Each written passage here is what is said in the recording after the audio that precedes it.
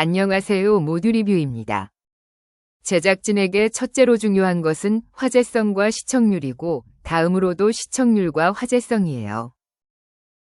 대중이 몰입할 수 있게 진실성이 느껴지는 자극적 소재가 좋은데 그중 제일이 사랑일 것이에요. 로맨스, 멜로, 불륜, 치정 등 사랑만큼 다양하게 다루어지는 소재는 없을 것이에요. 감정을 꾸미고 행동을 다듬는 데 훈련되지 않은 일반인들이 일회성 배우가 되어 나솔이라는 연출된 상황극에 출연해 다큐같이 생생한 느낌을 전달해 많은 사람들 사이에서 화제가 되었어요.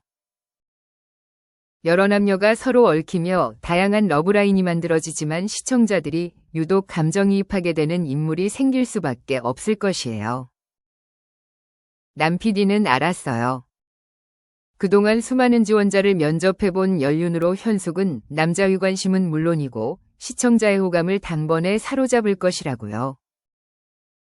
사람들은 해피엔딩보다 새드엔딩에 혹은 주인공이 시련을 겪다 일어서는 과정에 더 몰입하는 경향이 있어요. 대표적으로 로미오와 줄리엣, 오이디푸스, 인어공주 등 고전 반열에 오른 많은 이야기들을 보면 알 수 있어요. 아무래도 제작진은 처음부터 현숙을 누구와도 엮이지 않고 최종 선택까지 이 남자, 저 남자의 구애에 고민하고 갈팡질팡하는 큰 그림을 구상한 것 같아 보였어요. 남자 사이의 갈등, 여자들의 갈등 등 다양한 갈등이 부수적으로 따라와 풍성한 이야기를 만들 것이거든요. 현숙은 첫인상 선택에 남자 7명 중 4명의 선택을 받았어요. 현숙의 싱그러운 웃음이 남자 출연자는 물론 시청자들도 단번에 사로잡았어요. 현숙은 빵긋하고 뽀얀 영호가 좋다고 했지만 영호는 정숙이 좋다고 했어요. 남 PD는 기분이 좋았어요. 시작부터 현숙의 러브라인이 꼬였거든요. 25기 땐 상철과 순자가 시작부터 확고한 관계로 이어져 순자가 유부남 남사친과 저녁 식사 발언 전까진 부부 같은 데이트를 하니 방송에 나갈 것도 없고 재미가 없었거든요. 첫 데이트는 남자가 선택을 했고 광수현숙이 다정하게 데이트했어요. 다음으론 여자가 선택할 차례라는 것쯤은 자연스럽게 떠오르지만 남 PD는 랜덤 데이트를 한다고 해요. 여자가 선택한다면 현숙의 인터뷰 태도로 보아 다대일이 되더라도 영호를 선택할 텐데 남 PD는 그 꼴을 볼 수 없었기에 랜덤 데이트 하자고 했어요. 여기서 영호와 현숙이 이어진다면 운명적 만남이고 성사되지 않는다면 시청자는 다음엔 될까? 라고 안타까워하며 측은한 마음으로 몰입할 수 있으니까요.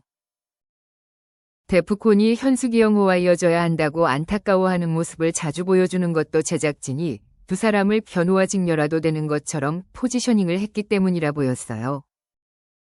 현숙은 영호가 좋다고 첫 인터뷰부터 주구장창 밝혔지만 광수라는 끈끈이만 묻히고 다녔어요. 현숙이와 출연자들도 자기만의 포부와 목적을 가지고 출연을 결심했을 것이에요. 약속된 대본이 있는 것도 아니고 방송 경험 없는 일반인인 출연자는 촬영이 어떻게 되고 있고 방송엔 어떻게 편집되어 나오겠다라는 감각이 없을 것이에요. 제작진이 만든 인위적인 상황에서 평소 나의 모습이 자연스럽게 나오긴 어려울 것이고 특수한 상황을 마주하며 내가 미처 인식하지 못했던 부분이 극대화되어 나타날 수도 있어요. 현숙은 영식이에게 자신이 극내 성적이어서 회사 동료들이 식당에서 주문을 자신에게 일부러 시킨다고 말한 적이 있어요. 현숙의 소심하고 우유부단한 내성적인 면이 사회생활 속에선 뚜렷하게 문제가 되거나 극대화되어 나타나진 않았을 것이에요. 보통의 우리는 아침에 일어나 직장에 출근해 다양한 업무를 보고 퇴근해 저녁엔 친구를 만나는 삶을 살고 있어요. A라는 사람과는 회사에서만, B라는 사람과는 학원에서만 이렇게 시간과 장소에 따라 만나는 사람이 바뀌고 만남의 목적에 따라 나오는 자신의 모습이 한정적으로 다를 수 있어요. 우리는 누군가와 24시간 붙어 지내고 그 사람에 대해서만 생각하는 생활을 하진 않아요. 나는 솔로에선 현실의 삶과는 다른 생활을 하는 것이라 사회에서 하던 대로 하는 것이 맞지 않을 경우가 많다고 봐요. 사회였다면 광수 같은 끈끈이를 만나더라도 적당히 거리 두며 회피하기 쉬웠을 테지만 나는 솔로에선 일상으로 같이 밥 먹고 대화하고 데이트도 해야 해요. 광수의 부담스러운 꾸에를 비위 좋게 맞춰주는 것도 하루 이틀이지 잠도 제대로 잘 수 없는 일주일에 가까운 시간 동안 받아주는 게 여간 쉬운 일이 아닐 것이에요. 아마 현숙은 적당히 광수를 받아주면서 너도 좋고 나도 좋고 좋고 좋은 게 다 좋은 거라고 생각해 인터뷰 때 좋은 말만 하고 좋은 이미지 챙겨서 나가면 다 좋을 거다라고 생각했을지도 몰라요. 여기서 패착은 제작진은 관찰자도 아니고 방관자도 아니고 또 다른 출연자와 다름없다는 것이에요. 그것도 프로그램의 방향을 좌지우지할 키를 가진 출연자라는 것이에요. 슈퍼데이트권 걸린 게임에서 광수가 슈퍼데이트권 따가라고 칭찬 게임이라는 억지 게임으로 옛다 가져가슈하고 입에 떠먹여주는 어색한 장면이 나왔어요.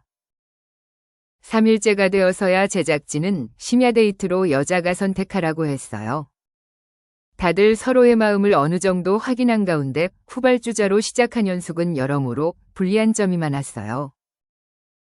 그동안 영숙이 아침에 영식 만나서 대화하고 영철 만나 대화하고 많은 출연자와 대화한 것에 비하면 현숙은 광수와 아침 먹고 대화하고 점심 먹고 데이트 가기 전 데이트 가서 데이트 다녀와서 대화했어요.